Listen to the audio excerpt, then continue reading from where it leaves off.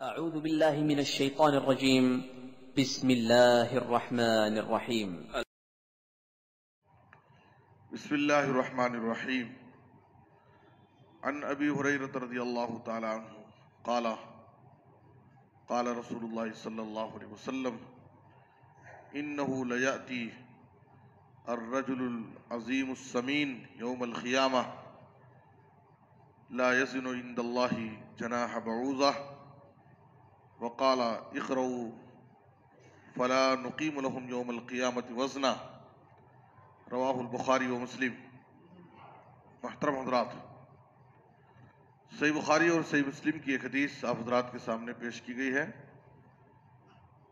ابو ہریرہ رضی اللہ تعالیٰ عنہ بیان کرتے ہیں کہ رسول اللہ صلی اللہ علیہ وسلم نے فرمایا، کل قیامت کے دن اللہ کی بارگاہ میں کافروں میں سے ایک موٹا تازہ بھاری بھرکم کافر آئے گا، لیکن دیکھنے میں تو بہت بھاری بھرکم ہوگا، لیکن اللہ رب العالمین کے پاس مچھر کے پر کے برابر بھی اس کا کوئی وزن نہیں ہوگا. لا یزن عند اللہ جناح بعوضہ، مچھر کے پر کے برابر بھی اس کا وزن نہیں ہوگا. پھر کہا کہ اگر تم اس کی تصدیق چاہتے ہو تو قرآن کی آیت پڑھو. اللہ خود قرآن میں فرماتا ہے فَلَا نُقِيمُ لَهُمْ يَوْمَ الْقِيَامَةِ وَزْنًا، قیامت کے دن ہم کافروں کے عمل کو وزن ہی نہیں کریں گے، اس لیے کہ ان کے اعمال میں اگر ایمان نہیں ہے اگر کسی کے نام اعمال میں تو اس کا عمل بے وزن ہے، اس کے عمل کی کوئی حیثیت نہیں اللہ کے پاس. ہمارے اعمال میں سب سے بڑی چیز وہ ہمارا ایمان ہے.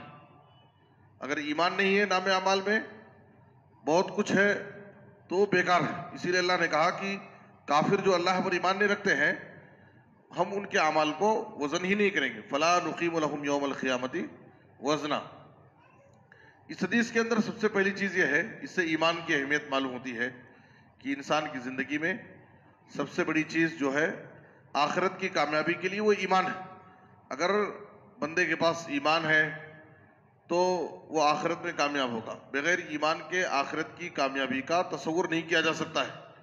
اسی لیے نبی صلی اللہ علیہ وسلم نے کہا کہ اللہ تعالیٰ فرماتا ہے ان اللہ لا ينظر الى صورکم واموالکم وانما ينظر الى قلوبکم واعمالکم. اور بعض روایتوں میں ان اللہ لا ينظر الى اجسامکم ولا الى صورکم. اللہ تعالیٰ تمہاری شکل و صورت کو نہیں دیکھتا، تمہارے جسم کو نہیں دیکھتا ہے، تمہارے مال کو نہیں دیکھتا ہے، بلکہ اللہ تعالیٰ تمہارے دل کو اور تمہارے عمل کو دیکھتا ہے.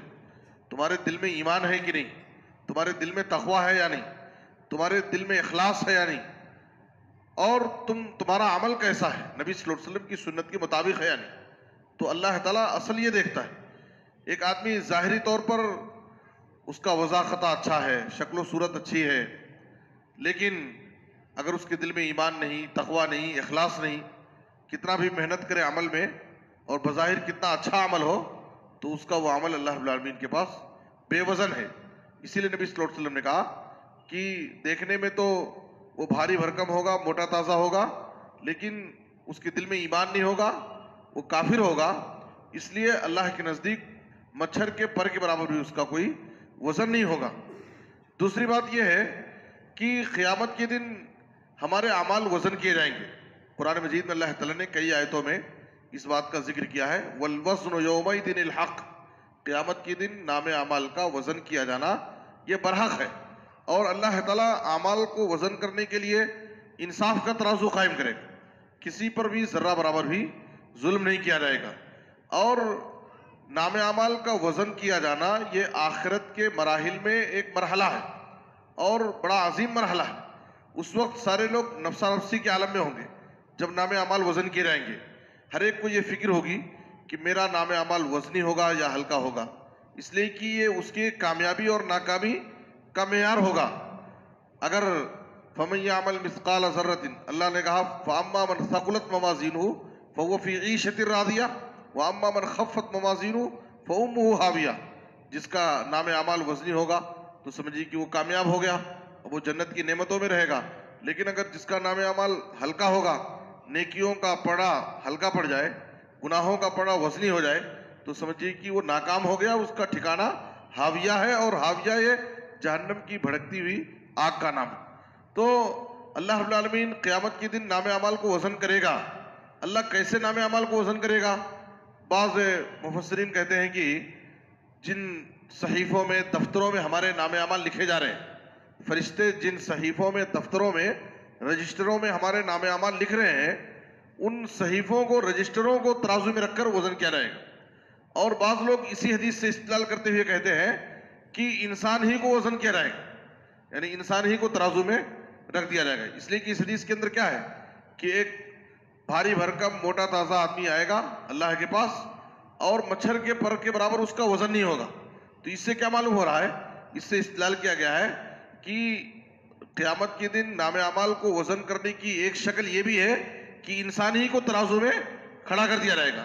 تو مومن اپنے ایمان کی وجہ سے وزنی ہوگا، اور کافر ایمان نہ لانے کی وجہ سے وہ بے وزن ہوگا، اور اس کا کوئی وزن نہیں ہوگا. فلا نقیم لہم یوم القیامت وزنا.